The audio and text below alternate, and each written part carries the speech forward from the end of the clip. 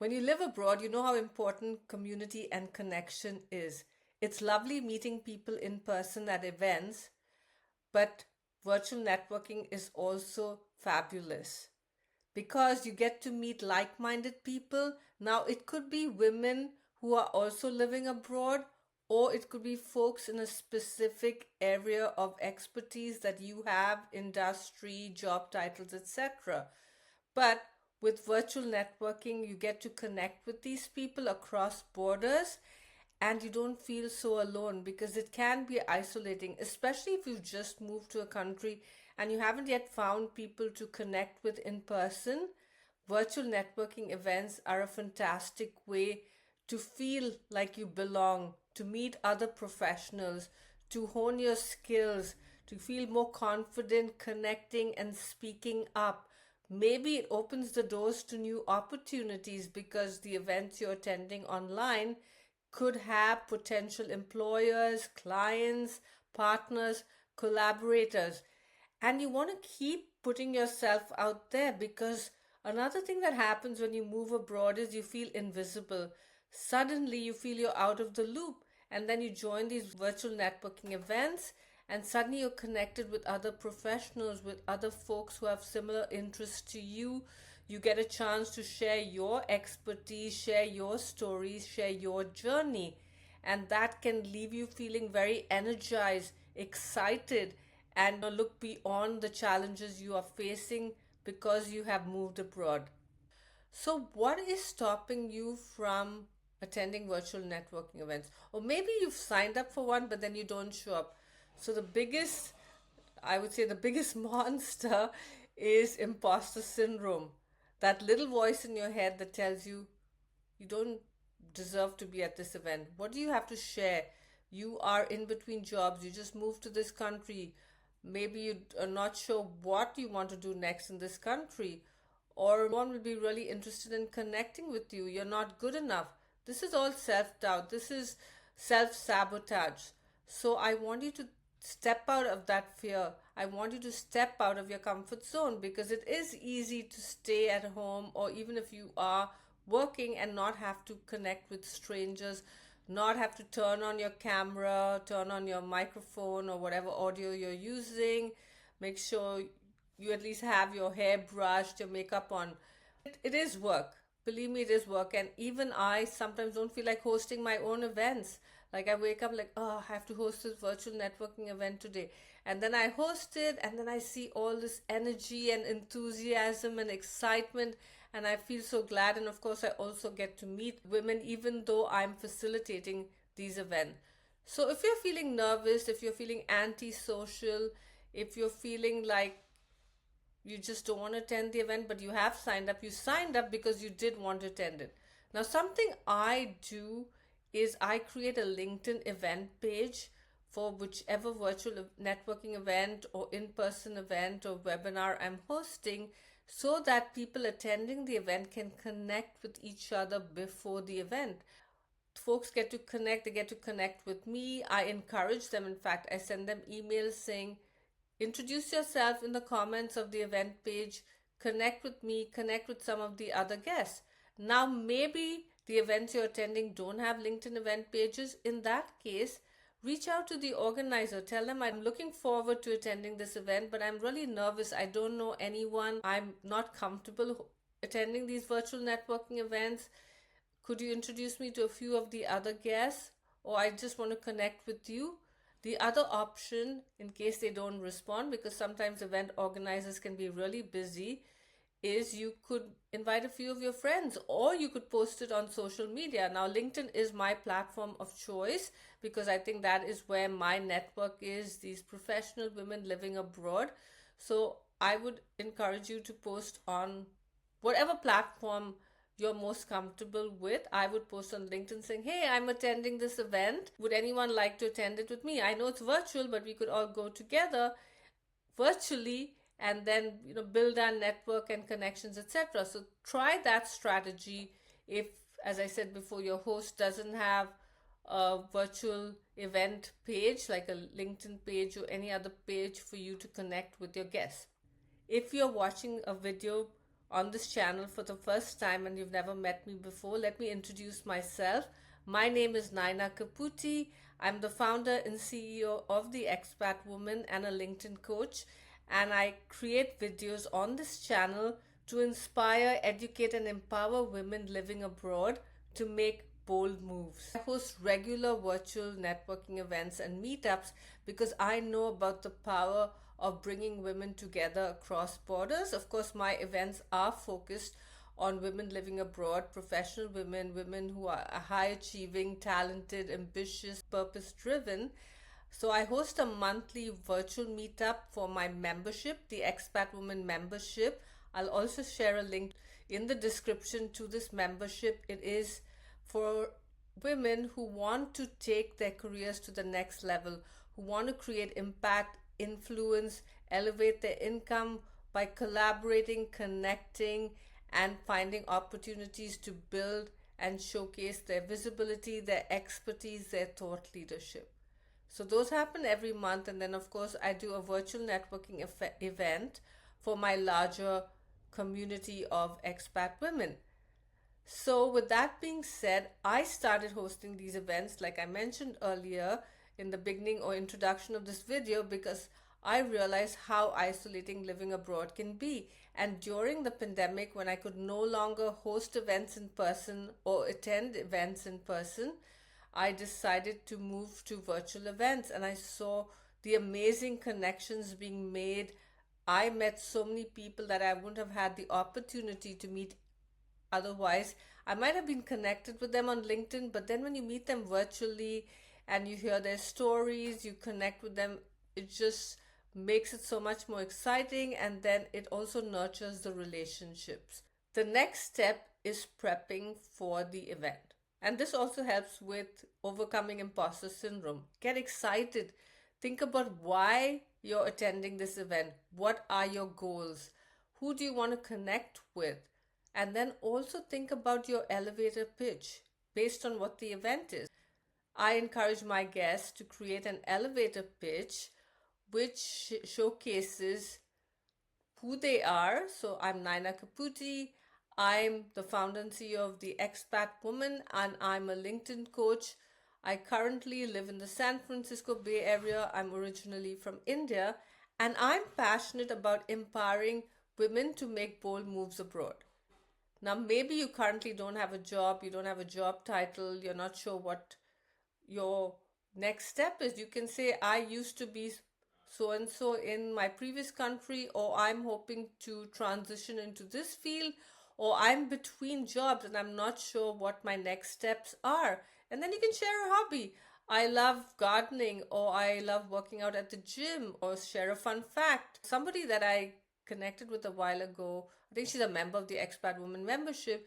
I think she did bungee jumping and scuba diving on the same day in some country. I forgot which one, but maybe some share a fun fact. It doesn't have to follow that format.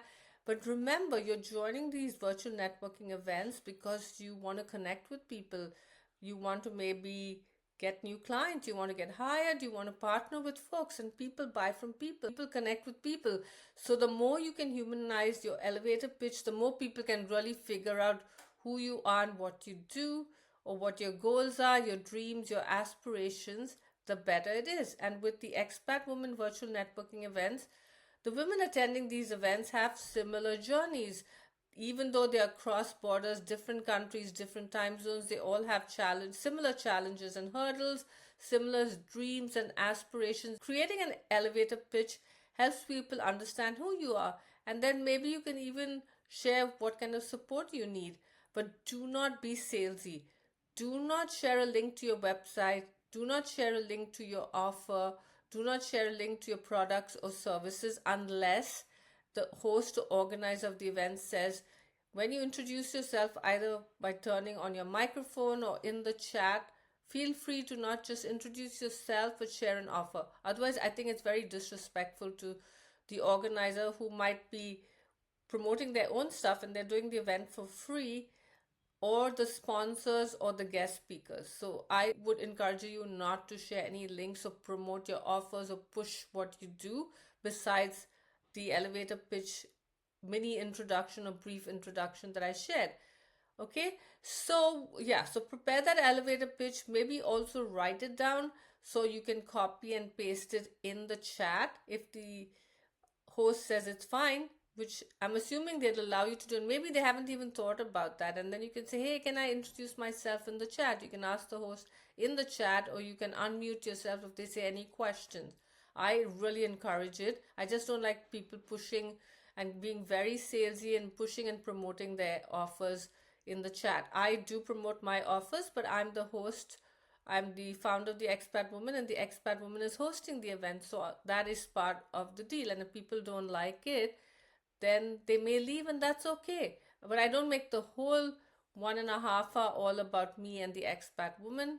I make sure people also connect. So the goal of my virtual networking events is to encourage people to connect with each other. I do provide breakout rooms, and as I said before, opportunities to share their elevator pitch, that brief introduction, and a link to their LinkedIn profile. And I think LinkedIn is a powerful tool, and your LinkedIn profile is a great way for people to connect with you. And I do give people time at the end of the session to go through the chat or even download or save it so then they can connect with other people.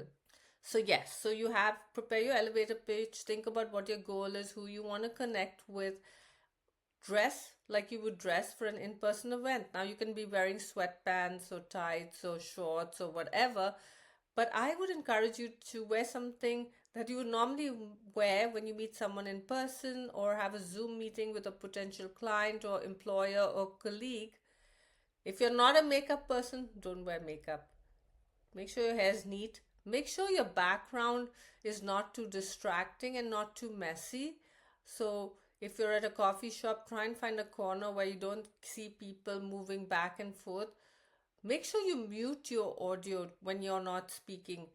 I'm sure if I ask you to raise your hand about how many times you've been to either a Zoom meeting, virtual event, etc., where people don't mute themselves and you can hear them having conversations with their kids, with someone on the phone, or just a lot of background noise. So mute yourself. Again, it's about being respectful of not just the organizer and host, but also the other people attending. The other thing is, if you're using Zoom, you can create a virtual background. You make sure you have good lighting, or you can just use your background, whatever it is. Now, don't make your virtual background too salesy and you have all your logo, this, that, everything on it. It's too distracting. Again, people like to connect with people. They want to see you. The whatever you're trying to promote can happen later. So on Zoom, you can also edit your name. So you can say Naina Kaputi, the expat woman, San Francisco. It's helpful for people to see what you do, where you live, and I think you have enough characters to do that. Make sure you always have your first and last name, but then feel free to add other stuff unless the host says I only want people to have their first and last name. But don't put a link to your website in your name, because again it seems very salesy, and it's networking, it's getting to know each other, unless it's a business networking event and they're saying do everything in your power to promote and push your business, then that's different. So that's pre-event and some do's and don'ts for the event. When you're in breakout rooms, make sure you give other people a chance to speak as well. Usually when I host breakout rooms, people get about 8 or 9 minutes. Usually there are 4 people per room. It all depends on how many people have joined. And I give everyone 2 minutes or 3 minutes to speak. And sometimes I've had complaints from some guests who say they didn't get a chance to speak because one person just monopolized the whole room. People are not going to want to connect with you after that if you have monopolized the breakout room, or even if it's not in breakout rooms and it's a main virtual platform, the Zoom platform or whatever they're using. Just don't take over the conversation. It's equally important to listen at virtual networking events or even in-person networking events. You want to listen to people, not just talk, because it's a two-way street, right? If you're looking to nurture relationships, you want to build those relationships, and that comes from not just sharing but also listening. Something else you can do in the breakout room is, if there are no prompts, if they just say, oh, we're going to put people in breakout rooms and so you can get to know each other, come prepared with some prompts like, What brought you to this event? What is something you're struggling with right now? What is something you need support with? Is there someone you're looking to connect with? Or even fun stuff like what do you do when you're not working? Or what's your favorite country that you've lived in? For expats, I mean, we have so many more things we can talk about, like what's the favorite country you've lived in? How many languages do you speak? What is the biggest culture shock you faced? What was something you loved about the country you last lived in? What's your favorite food in the world? What's one tip you would share to your younger self when they moved abroad? What is one thing you're proud of achieving in the country you moved to? So there's a bunch of questions. So just think about prompts. In my case, I have prompts for my guests for the breakout rooms, just so that it's more structured. But if the host doesn't have prompts, you can have those prompts, and you can even use those prompts for later when you meet up for virtual coffee, which brings me to the next stage of your virtual networking event. So I said, share your introduction and link to your LinkedIn profile in the chat, save the chat, and then connect with people. Now, you don't need to connect with every person that joined. Maybe look at their profiles. Is this someone you want to connect with? And this is something I teach my LinkedIn students and LinkedIn clients. On LinkedIn, you just don't want to grow this huge network of people who are not your target audience. You want to connect with the right people. Either they're your potential clients, potential employers, people with similar professional interests, someone you really respect, someone who shares a lot of amazing tips, insights, thought leadership on your areas of interest. Like currently, I want to connect with other expat women like me who are professionals, who are showcasing their expertise, talking about different cultural challenges, cultural tips, etc. But maybe someone is in a totally different field and we have nothing in common, I might not connect with that person. So just keep all that in mind. But send them a LinkedIn connection request if they shared an email with you. Maybe in the breakout rooms, you all had a chance to connect with each other. So don't sit on it. After the event, send these people connection requests. Tell them where you met them, why you want to connect with them. If they said something during the breakout room or in the larger virtual networking event, mention that, and then ask them, would you like to meet for a virtual coffee chat? Don't start selling them stuff unless they genuinely said, I'm interested in learning more about your offer. And that's something to keep in mind in the breakout rooms. Don't just promote your business unless it's that is the goal of the breakout room, that everyone just pushes their offers. But otherwise, it's more about you. Like my virtual events, at least my current ones, are all about getting to know each other. So I don't want people pushing their business. I want them to get to know each other in the breakout rooms, and that's why I provide prompts. And then so you reach out to them after the event, you reach out to the host, thank the host, share the event on LinkedIn. Again, I'm talking mainly about LinkedIn because that is my platform of choice, and that's the platform I encourage expat women who want to make bold moves abroad to use. So maybe there's a photograph you took of your little breakout room, or you can even put a photo of yourself in front of a laptop, or no photograph. Even text posts do well on LinkedIn, and talk about the event. Maybe tag the organizer, maybe if there are sponsors, tag them, tag some of the people who were in the room with you, who you met through this event, and talk a little bit about the event and how, what you loved about it, what you learned, etc. I think it's great to promote the host, the organizer, the event, the organization that is hosting the event, if there's sponsors promoting them. It's a way to showcase your thought leadership or what you've been doing by sharing the event, and also nurturing some of the new connections that you made. And you can also do this pre-event. I always encourage people attending my events to promote the event even before the event happens. So I will share in an email a link to the event page. They can also share from the LinkedIn event page or the event page on our website. And I've had people do that, and I make it a point to then comment on their post, and then their friends get to know about the event. So it's also showing you taking initiative. Not only are you acknowledging the host, acknowledging the event, the organization hosting the event, but maybe there are people in your network who would also like to attend the event. And think about that. If we're talking about making bold moves abroad, building visibility, showcasing our expertise, creating impact and influence, sharing an event pre or post event is very powerful. Pre-event, it's encouraging other people to join because they know you are joining. And we were talking about imposter syndrome and being shy and nervous about attending event. You can even say, anyone else want to attend the event with me? This seems so exciting. Or you can say, tag people who you think might enjoy or benefit from the event in the comments, or send this or reshare this post to your network. Maybe there are people in your network who want to see the event. And one other thing to keep in mind is post or pre-event. If you create a post about the event and people comment, make sure you respond to their comments. Don't post and ghost. You want to nurture those relationships. The same thing when people DM you after the event and want to connect or meet for coffee. Make sure you respond to them. Make sure you accept in LinkedIn connections. Now, as I said before, with something very salesy, then you don't have to accept it. You can ignore it. Again, you're not bound to connect with everyone.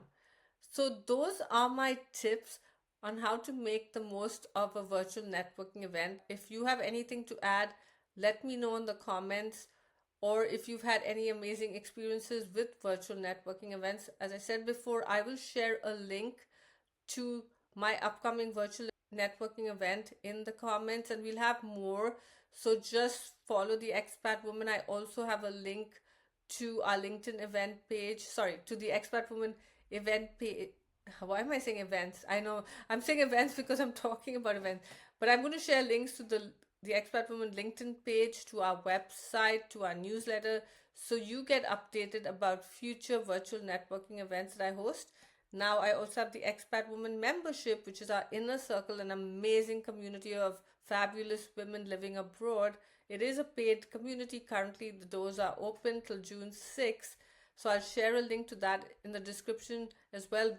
We have a lot more virtual meetups with the membership. We do a meetup once a month, then we have a virtual co-working meetup.